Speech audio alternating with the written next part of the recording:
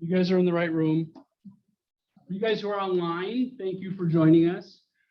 So I usually start off by saying you guys could be anywhere in the world right now, and you chose to be here with us. And for one, I'm grateful, and for secondly, I take that very seriously. And so we're gonna have a super fun time. We're gonna learn a lot, and you guys are gonna ask great questions. I'm gonna start off with a quick story about you, if that's okay. Sure. Well, so just as an FYI, when she walked in and gave her a hug, and I said, we probably haven't had a meaningful conversation in over 10 years.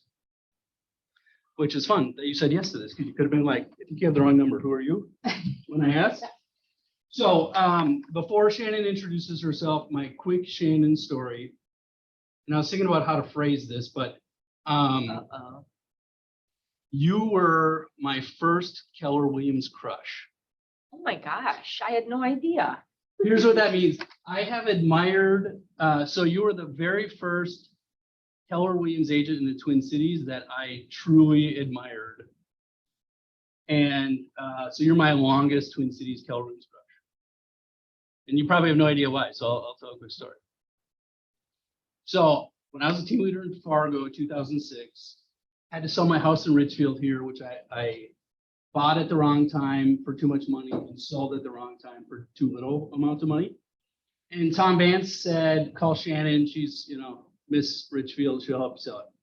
So I called you, I hired you, and I remember exactly where I was at. I was in a conference room in this spot in our office in Fargo, and I said, Shannon, you'll reduce your commission for me, right? Like, would you please just reduce your commission? Do you remember what you said? No. I mean, I would imagine I said no, because I really don't do that. It depends on the circumstances, but very rarely, especially for somebody who's a first-time client. Yeah. She said no very confidently, and she gave me all these reasons why. And I was super annoyed, and I immediately said, gosh, I really like this gal. And that was it. So we actually met in like 06, 07. Well, and I think that anytime I have done it, the people who I work with turn out to be a nightmare. Yeah. Because like that is like kind of their attitude. And I think also maybe not really understanding the value that we bring. You had a confidence about you that was very attractive. And this was just over the phone, like we were, 300 miles apart. And throughout that entire transaction, which is a whole nother story, and I lost, I think, 90 grand on something like that. You handled it amazingly. Well, you did too. Yeah. And that was the start of our friendship. Yeah.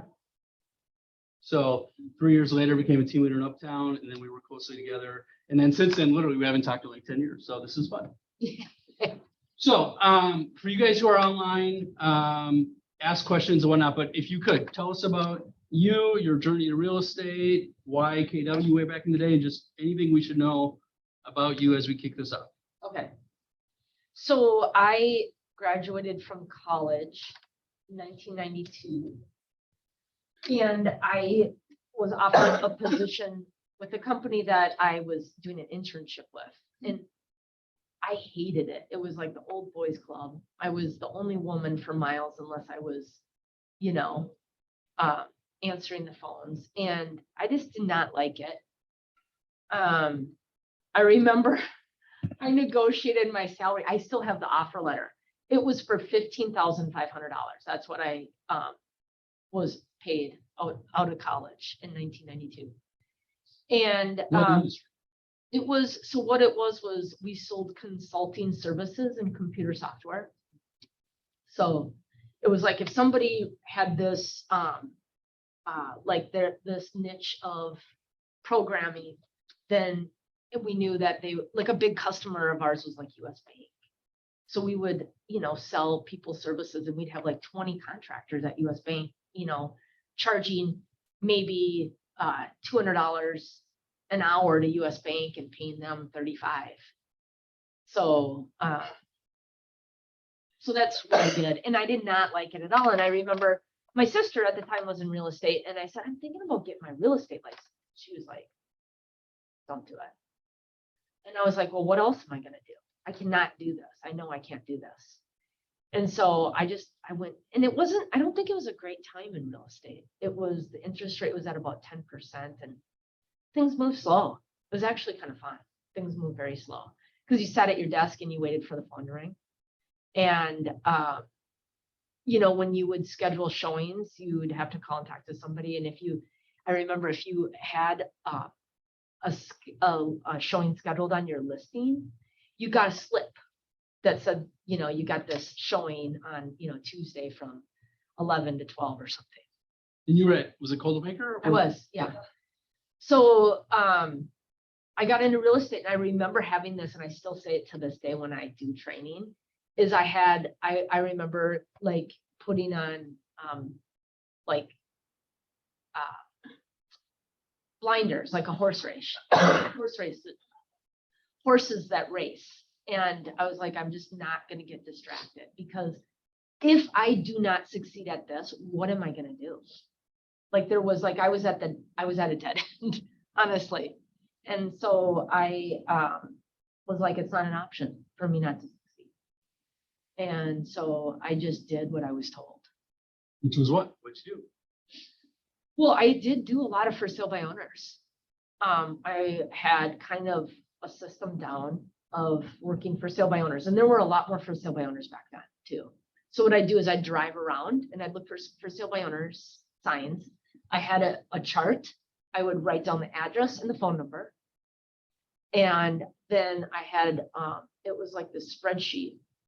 And every like week I would document how I contacted them. So the first one would be, I would call them and say, I'd like to take a look at your house. And they'd say, well, do you have a buyer? I'm like, I don't know. I have to see your house. And then maybe I might like the next week send them something, because I remembered hearing 80% of for sale by owners will list with a realtor. So again, I always thought, oh, for sale by owners, they're raising their hands because they are looking for a realtor. And so I took like right away, I took 3 listings, and they all felt like I sold them, and they all fell through. Every sale fell through. And I was like devastated.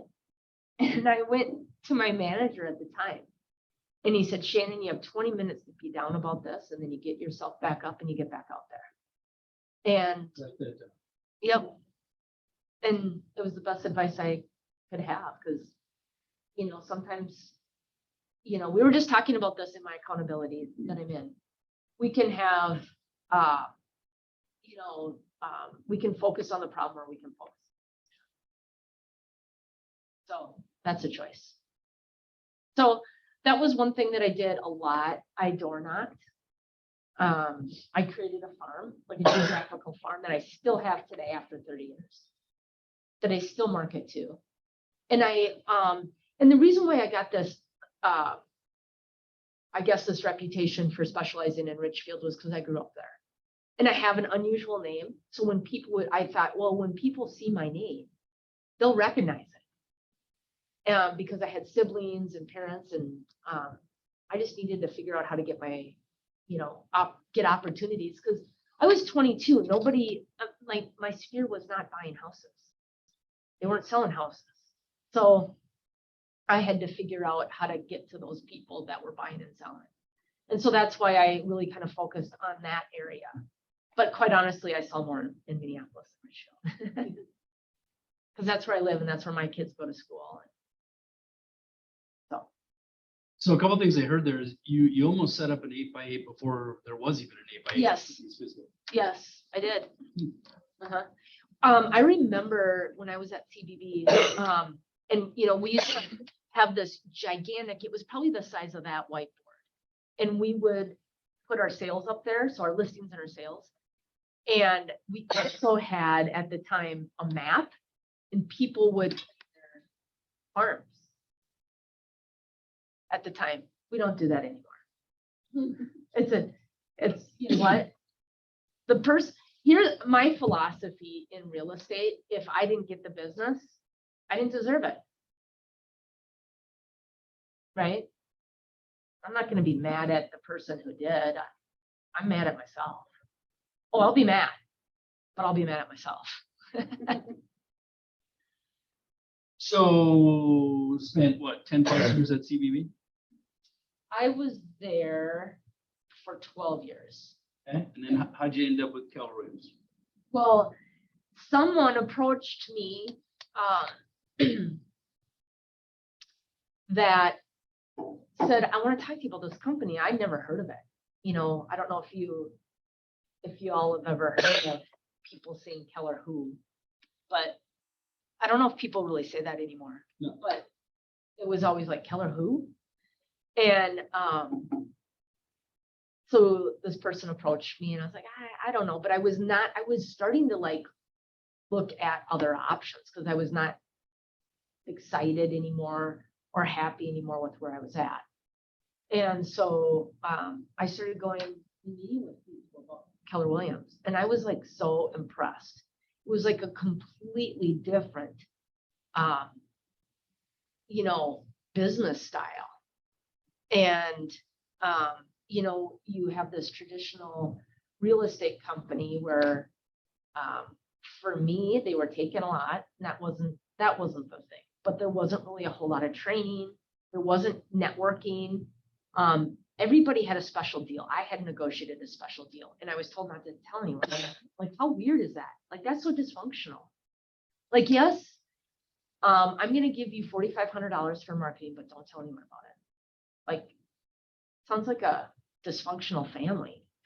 And so I started looking at Keller Williams, and what I loved about Keller Williams was everybody is of equal value because we all pay the same amount.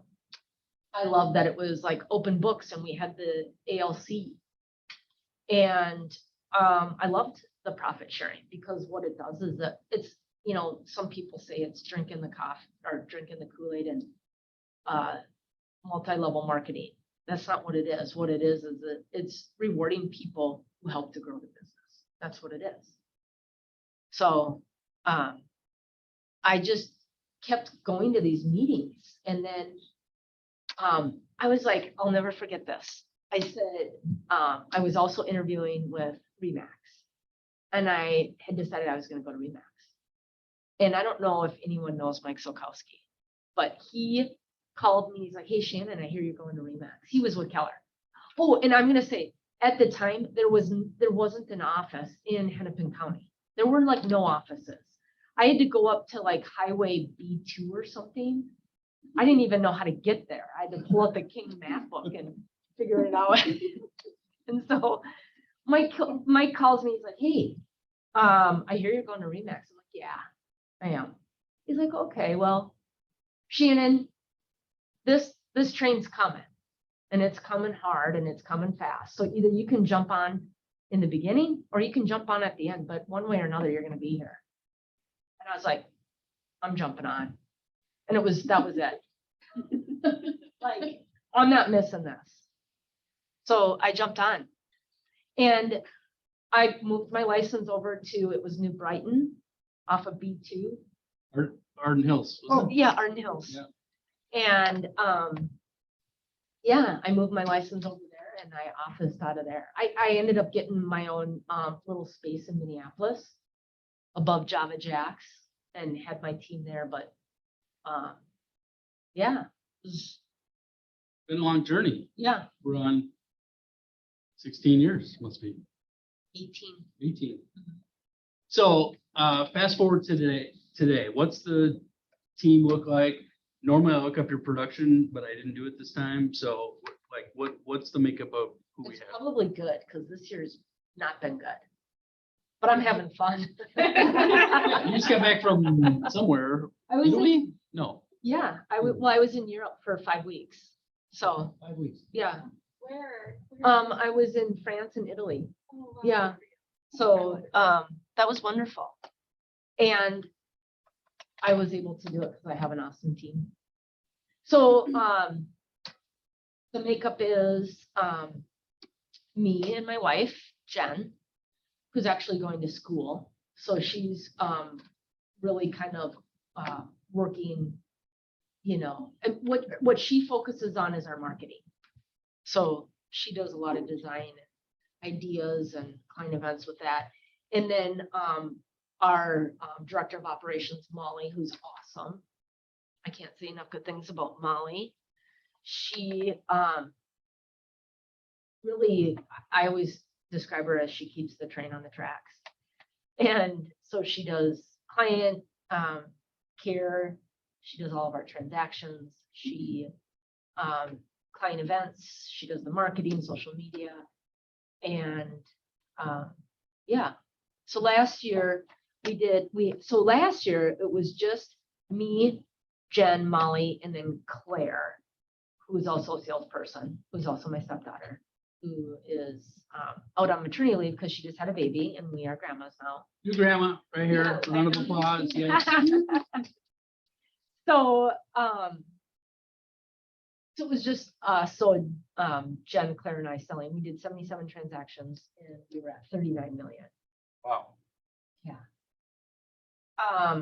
And now we have 2 more salespeople on our team.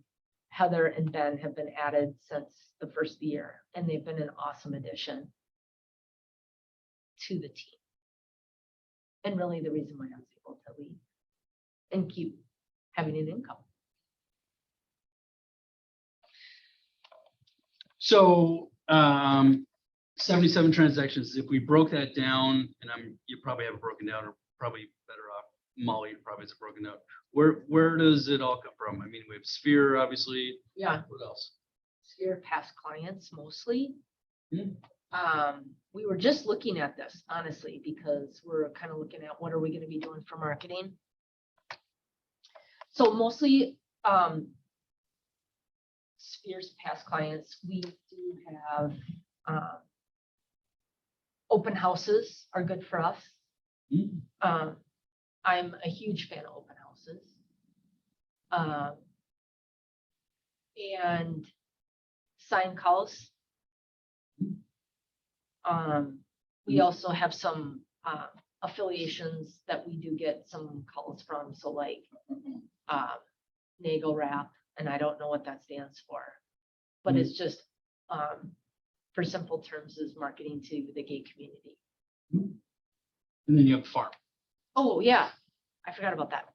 We have 2 farms. So the one that I started in Richfield, and then the one in Minneapolis, which is a bit bigger. So if I'm a past client, which I am, but I'm in real estate, so probably not in the database, how often am I hearing from you letting me know that you guys are here to help? Well, you're gonna get a postcard once a month. One postcard a month? Yep. What's on it? Generally, it's gonna be a just listed or just sold. And but like we're doing an event in for back to school, so you'll get that postcard, and then you'll get a call from one of us on the team saying, hey, we are looking for, backpacks and socks and underwear, and it's going to be specifically for Washburn High School, and we're looking to collect these items by the state. So generally, I'm going to call people for that. It's going to be, we're targeting people in Minneapolis. So out of command, what Molly will do is she'll pull just anyone who has a Minneapolis address and send it to them. So we'll send it to our Mets in Minneapolis, but also we'll send it to our geographical farm in Minneapolis. Does that make sense? Yeah. So what I'm hearing you say is you're basically following the models that we teach. 100%, well, not 100%, maybe 92%. Yeah, I just read the MREA with my team. Like, I've read that book so many times, and if you read that book and did what the book said, you would be successful for sure. Key is do what it says. Yeah. Questions? I see questions up there.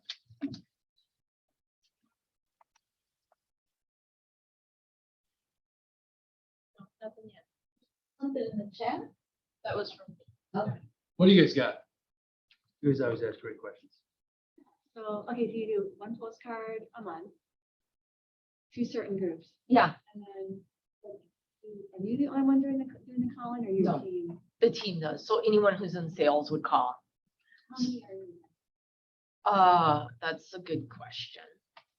I'm not even 100% sure, to tell you the truth. We'd have to ask Molly that. But as far as, I don't know. And Molly could, I think she's on, so she could tell us the answer to that question. But, so it's gonna be one postcard a month to the farm. So, right, because these are people I don't know necessarily. If they're in the farm, I probably don't know most of them. But your Mets get the postcard too, The Mets get the postcard too. either just listed or just sold. And it depends, because remember, we have 2 farms. So she's pulling them that way. But what I'll say is, going back to your question too about who makes the calls. So I meet with my team every Tuesday at 9:30. We go over what, we start with our 411s. So we do our 411s every week. I don't know if you guys, do you have accountability groups here?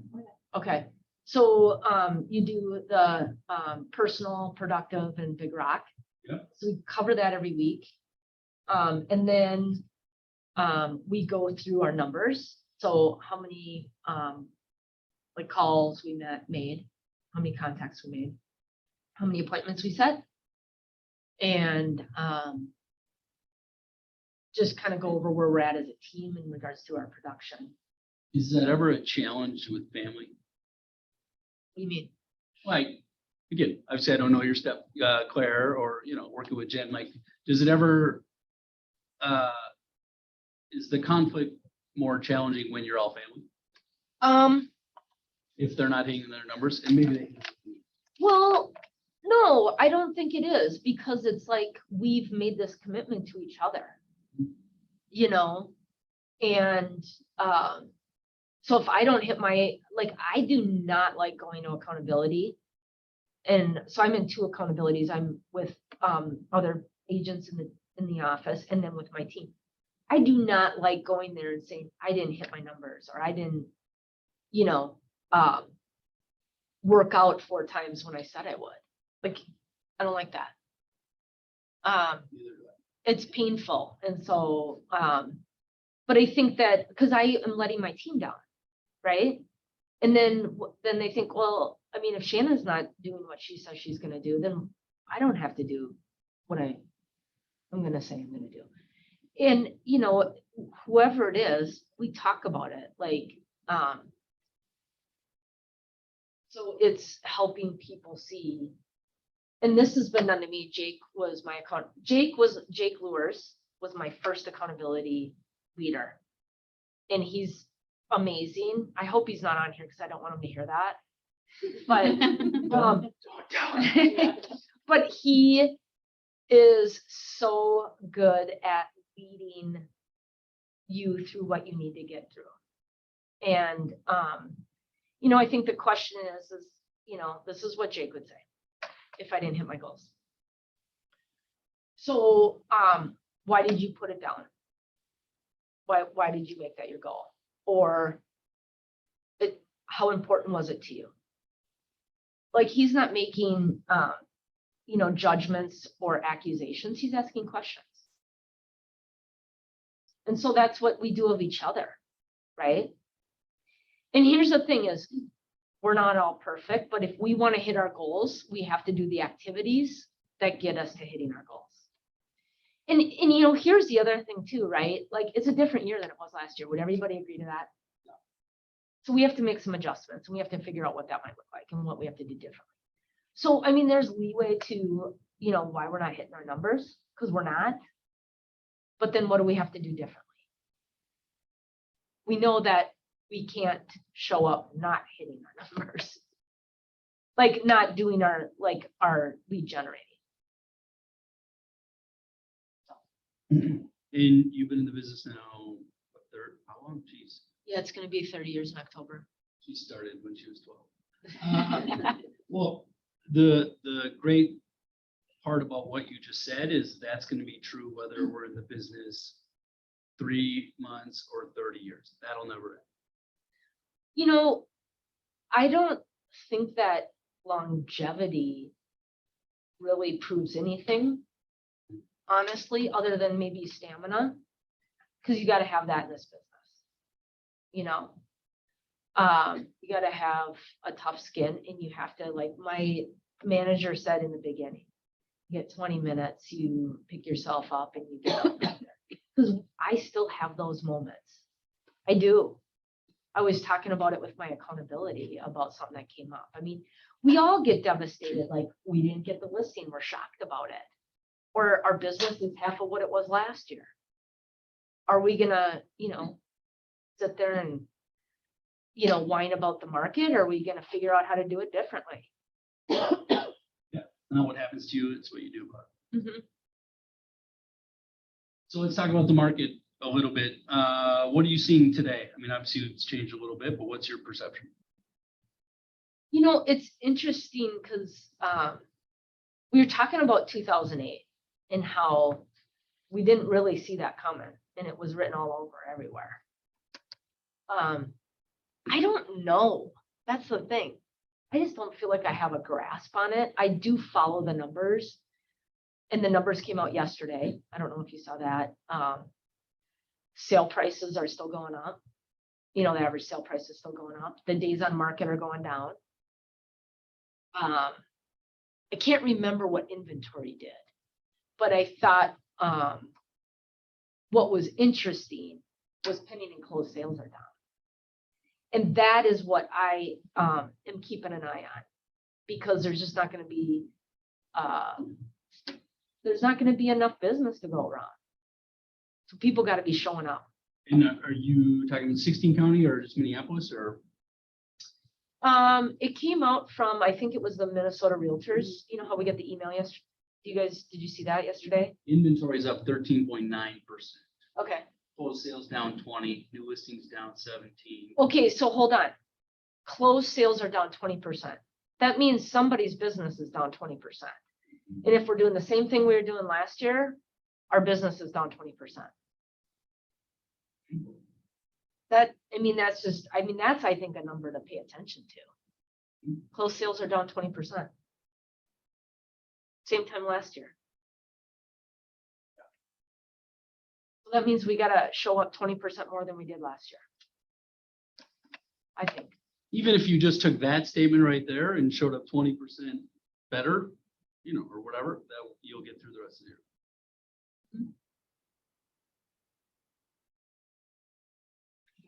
Here's the thing. The market's always changing. That's what I describe it like golf, right?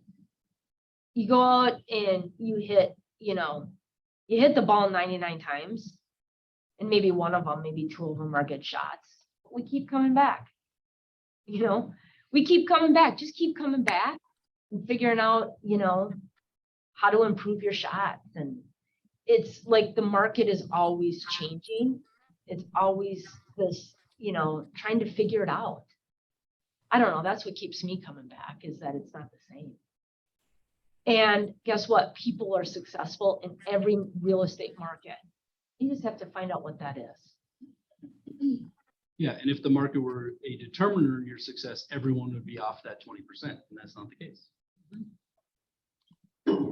I think it's a challenge. I like challenges. Like, oh, so this is what's going on. So I got to figure this out. And you know what? Sometimes, like I was saying, I can even get down on things, but I don't allow myself to stay down long. Have you always been that way? Yeah. Mm-hmm. I've always been a really positive person, I think, or maybe not positive, optimistic. Yeah. I don't know why. Questions?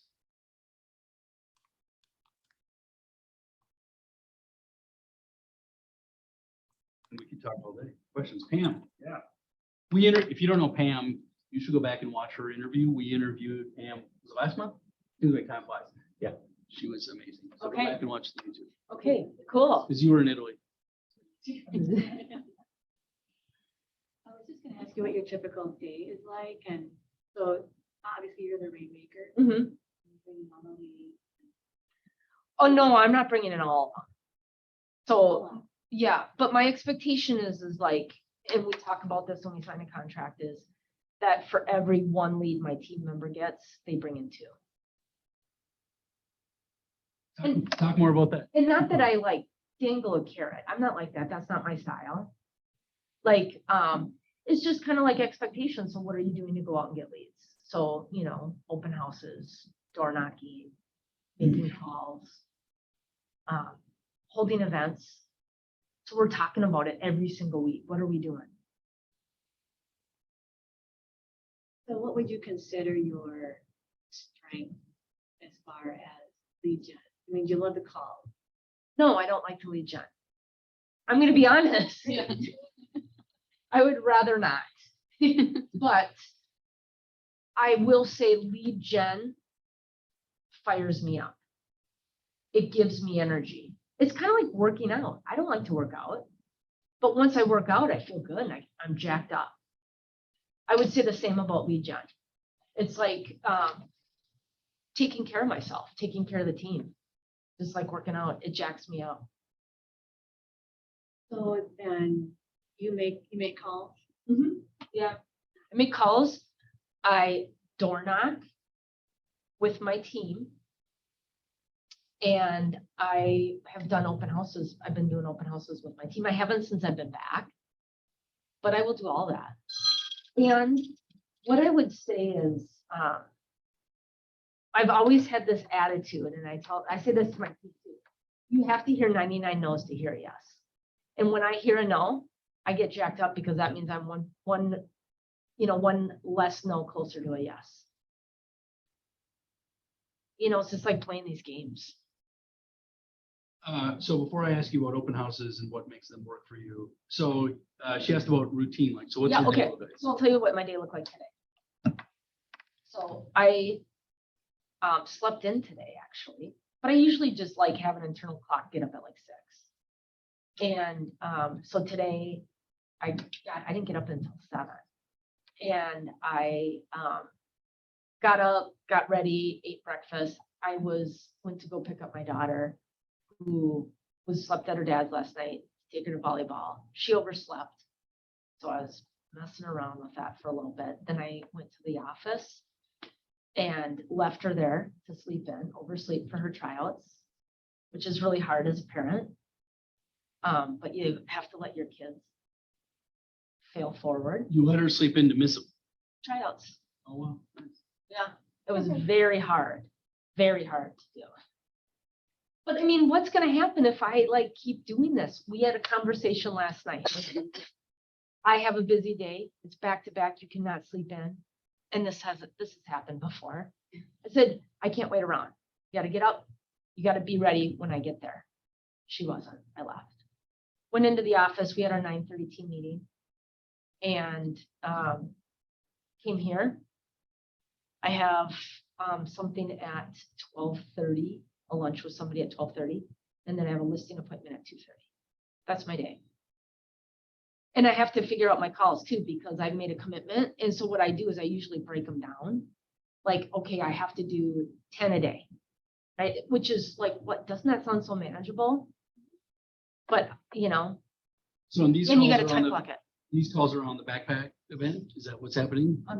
The backpack event? Yeah. No, not yet. So what I'm doing right now is just kind of going through my database and following up with people I just haven't touched base with in a while. And usually what it sounds like is, okay, like here's one that I did this morning. And it's somebody that I play hockey with. So I play hockey a couple times a week. And she hasn't been there. And so I just followed up with her and I'm like, hey, I've been thinking about you and haven't seen you at hockey. I hope all is well. That's it. Yeah, just, and that's the thing too, is it's not always about real estate. And I always think of that saying is people don't care what you know unless they know that you care. And so it's just reaching out to people and saying, hey, I've noticed you haven't been around. I hope you're doing okay. Right? And we leave a voicemail if they don't pick up. Yeah. And the thing that has always bothered me about real estate, and this happened more so in Keller Woods, when we were trying to get up off the ground, is people stole real estate on people. and it's a turnoff. Like, people aren't going to use you until they know that they can trust you. They like you and they trust you. So you have to develop a relationship. So that's kind of what my day looks like today. So I have to make the calls after. You don't have necessarily a set time. Yes, I put it on my calendar. You Yeah, look at your day and then you time block. adjust. Yeah, and I think time blocking, that was another thing that I would hear like every week from Jake. It's not on your calendar, it doesn't exist. So, yes. And that now I say it to my team. So you time block the Legion, but it could be different every day. Yeah, And so it's just an hour block or. yeah. So I have it on my calendar on Sunday mornings to like review my week. So that's when I'm starting to put together what my goals are for the week. Looking at, do I have any more work to do for my goals for the previous week? And then when am I gonna do these? Yeah.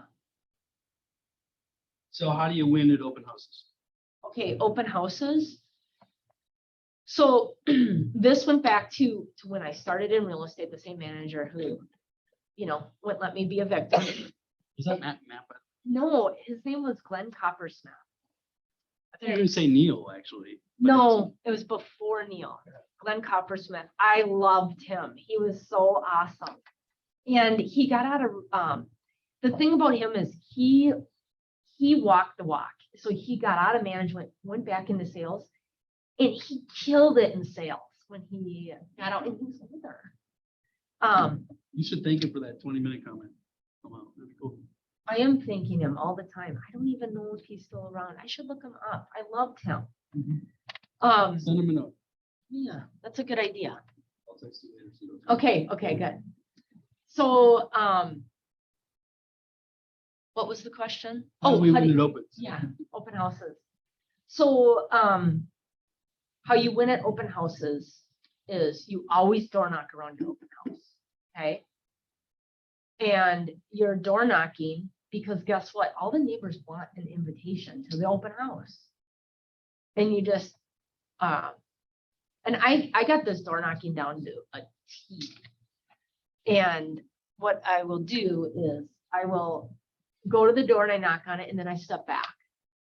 Because I don't know about you, but I don't answer my door when people come to it. So, and I have it down like, okay, it's generally before COVID, it was about 10% of the people would answer their door. And then during COVID, it was probably like 20% because everyone was home. And people were bored, so they wanted to answer the door. So I, step back and I just say, hey, my name is Shannon. I just listed your neighbor's house. And then they get excited and they look around. And then I'll say, the address, I'm going to have it open on Sunday from 1 to 3, and I wanted to invite you over. And they're like, oh, thank you.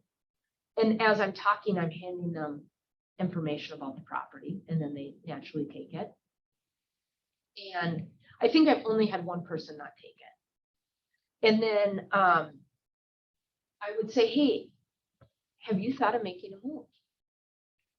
And they might say, no. And then I'll say, do you know any of your neighbors that are? And I've gotten listings this way.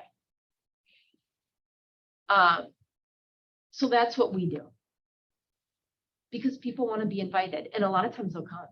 I had, I listed and sold my neighbor's house. So I live in my farm in Minneapolis. You still an altar?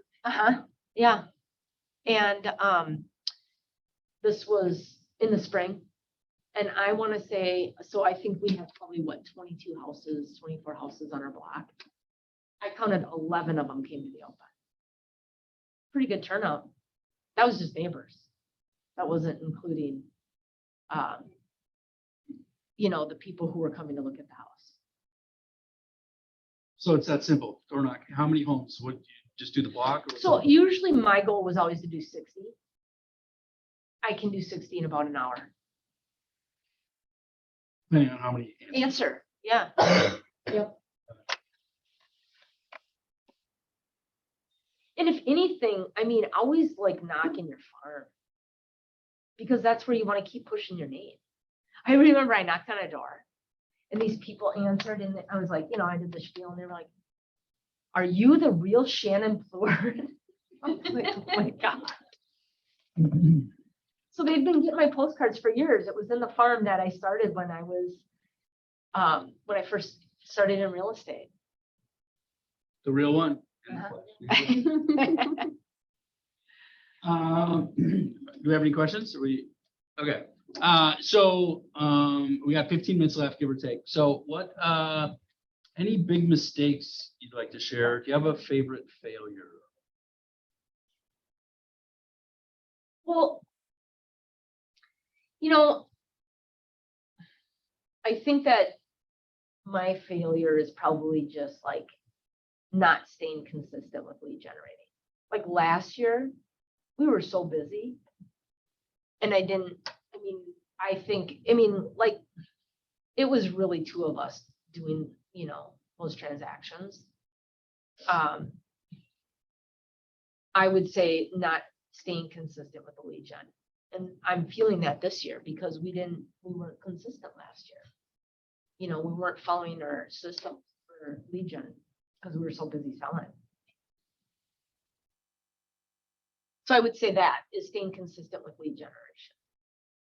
And the way you could have stayed consistent is what, higher? Like how, looking back on it now, what would you have done differently? I mean, you say stay consistent, but what would have needed to happen for you to be able to do so? Well, is, you know, time blocking it and then scheduling appointments around that. I think that we were probably just going a little bonkers. And, you know, I think when you are having a really good year, psychologically, you think you don't really have to lead gen, right? Like, oh man, I got so many clients now. Yeah. But I don't care how long you've been in the business. If you don't stay consistent with that, you are going to feel it. I am always surprised at when we see a shift in the market, because there's shifts all the time. People who don't, I guess, really grasp the change and they're gone. And they did a lot of business. I remember when I first got into, I saw this when I first got into real estate, there was this woman and they called her the first sale by owner queen because she nailed it with first sale by owners. And like 2 years after I'd gotten into the business, I saw her waiting tables at a restaurant. And I was like, you know how sometimes your mind does tricks on you and you're like, am I really seeing this? Like, is this really real? And I think that she just stopped. And I think that's the thing about real estate. And when you ask about if I enjoy it, like we don't always enjoy it, but we know we need to do it. If we want to stay physically fit, we have to work our bodies. Same like our business. How do we avoid becoming like that lady was waiting table? I think it's just staying consistent with staying in touch with your people, you know, and being the expert that they would choose to call when it was time. And I would always too find a reason to call too. Like I always say it to my team. Okay, if you don't know why to call, pull up like maybe where you've sold a house. Like, okay, I know I sold this person a house 5 years ago. Just do a search on their block, right? There's been sales in the last 6 months on their block. Call them up and say, hey, I'm sure you know, but you know, your neighbors at 4229 just sold and closed on their house for 600. Does that surprise you? Like there's always a reason to call. And they want to know about real estate. They always want to know about real estate. And you want them to see you as the expert. So if you're calling with that information, they think you're all over it. Or, you know, or if it's a new listing. You know, I mean, how many times do you see a new listing? You're like, oh, wait, I sold a house on that block. I should call those people. It's a reason to call. Here's another reason to call.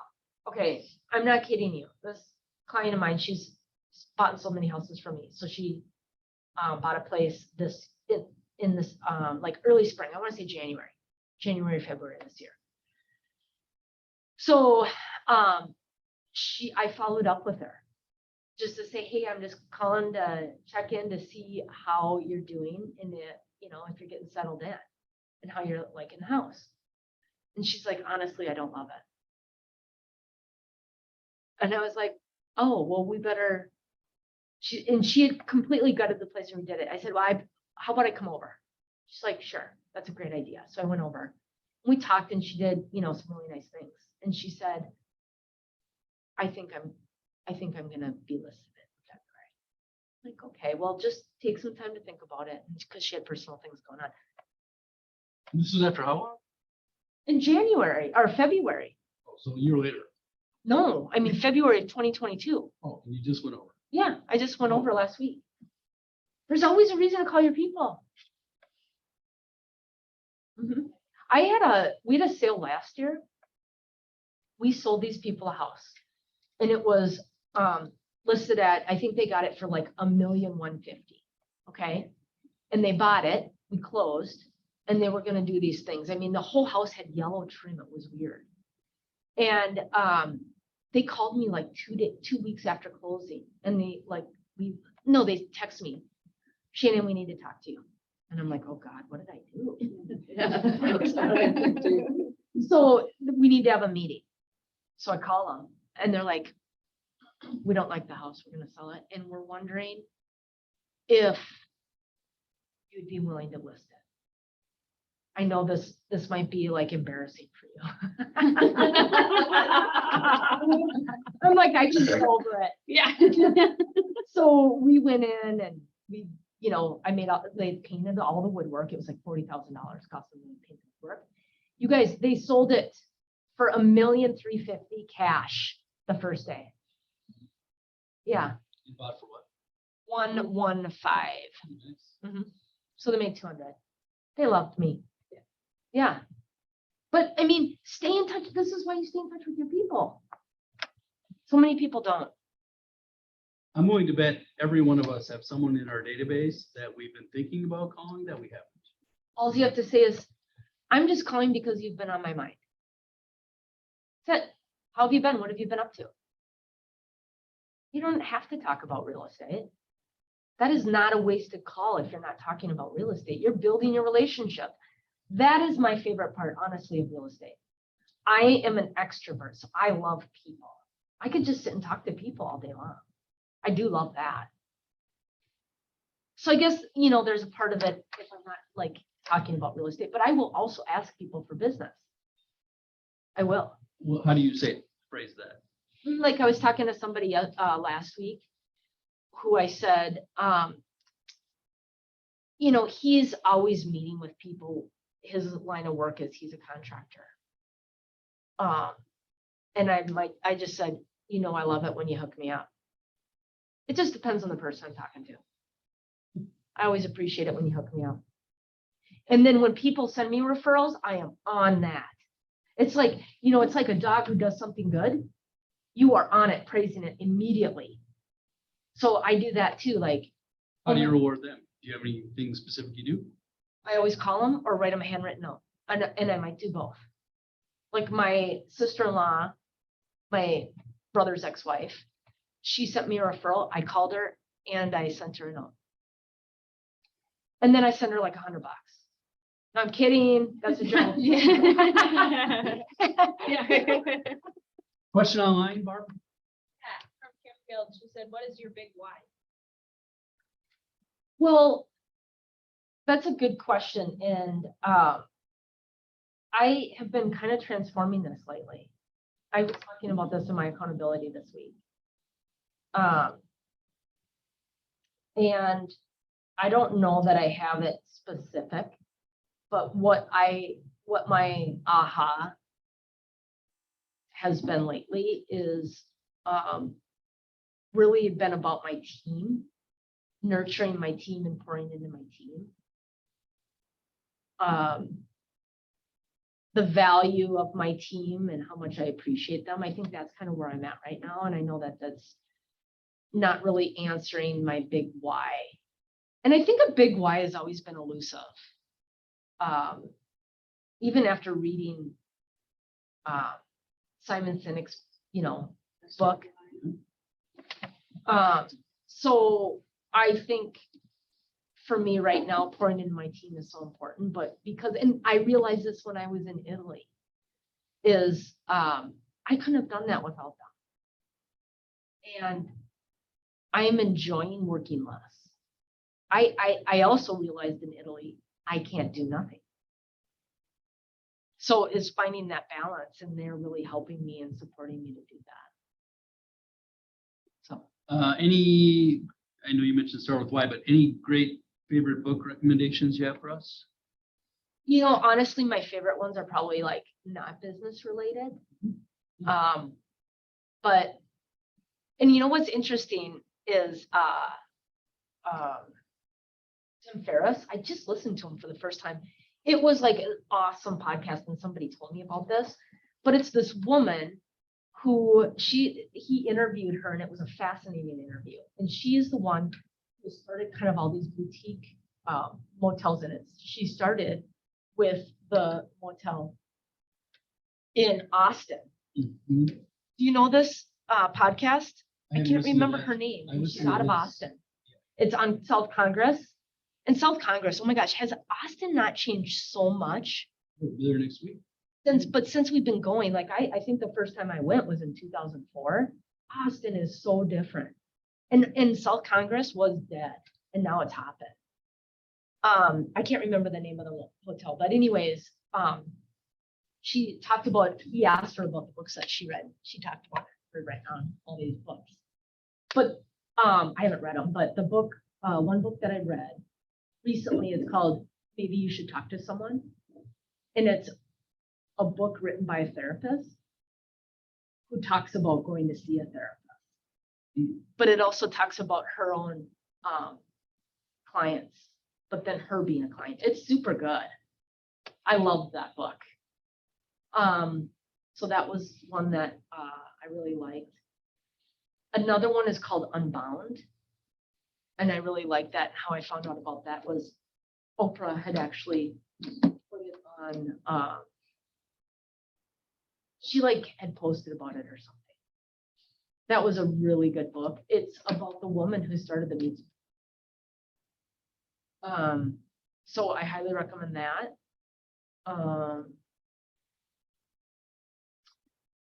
I really like that book, Lean In, by Cheryl. Yes, I thought that was a good book. I love leadership books. I love John Maxwell, and there's one I think that I just took last week. Did anybody take career visioning with Kristen Cole? No. Oh my gosh, you guys, you have to take a class by Kristen Cole. And I recommend career visioning. I had just taken the 30, 60, 90, maybe 3 or 6 months ago. I would take that again and again and again. So she recommended that book. She was actually giving it away. That's awesome. I have two last questions. Do we have any more? So in our 5 minutes. So I'm going to ask both questions, then you can just go. So whether you're a mega agent, like a lot of you online are in the room, or a brand new agent, what's your best professional advice you would give us? And then more importantly, and I said more importantly, what's the best personal advice you'd give us based on the success you've had in your life? Wow. I think the professional advice is, I think, consistency with the systems and models. Like, I don't think that those change. I'm looking forward to the new version of the MREA that we've been talking about for like 10 years. But, but like, I mean, the basics, just stick with the basics. I think that is it. I used to teach a class on that MREA. Do you remember that? I just think if you just use that as your, the foundation of your business, I think that is the advice that I would give. The other thing too that I've had to learn the hard way is approaching situations, and I think this is personal and professional, is approaching situations, conversations, conflict, whatever it is, with curiosity. You know, when you start with a question versus a statement, it totally changes the whole dynamic of the situation. For me, it's remembering to start with a question versus a statement. Whether it's leading a team, being with a client who's upset, being with my kids. And I say this a lot, like leadership is a lot like being a parent. It's the same. It is. And what I know is that when we approach it with curiosity, we're going to get a lot more back than if we approach it with, you know, statements and kind of a dictator style of parenting or leadership. You know, I don't think that I am better than anyone on my team. I don't. And, you know, at this class that I took with Kristen Cole is you are the average of the 5 people you spend your time with, right? And so I know that they are all awesome, amazing, capable people. And that's why they're on my team. And so my approach is always with my team is like, it's a collaboration all the time. I just have more experience. Doesn't mean I'm smarter, you know? So I guess that's what I would say. Did I answer the question? I don't know if I answered the personal one. Maybe just about curiosity. Is there anything we haven't asked you that we should?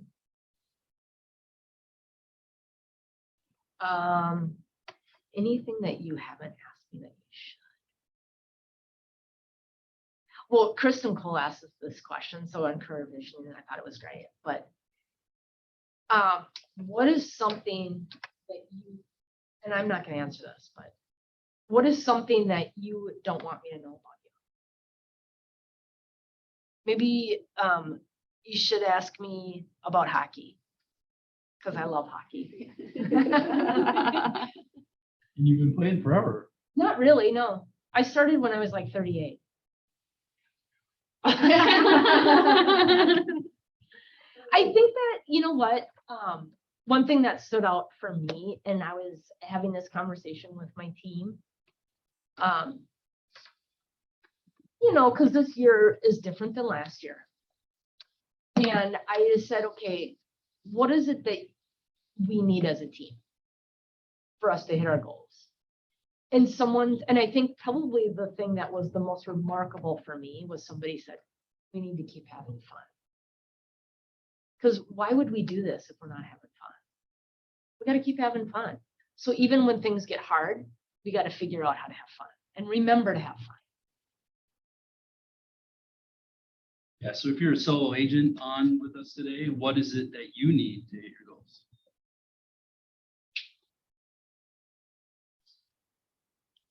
All right, we're out of time. She has a 12:30 lunch. We got to let her go. Let's give her a round of applause. Thank you.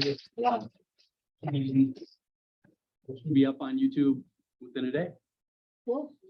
Good job. Yeah. So good to see you. Yeah. Thanks for having me. Thank you. Yeah. Good to see you. Shannon. Yeah. It's Yeah. Hi. Thanks for being here. Yeah. Thanks. Thank you. I'll wait another 10 years before. I know.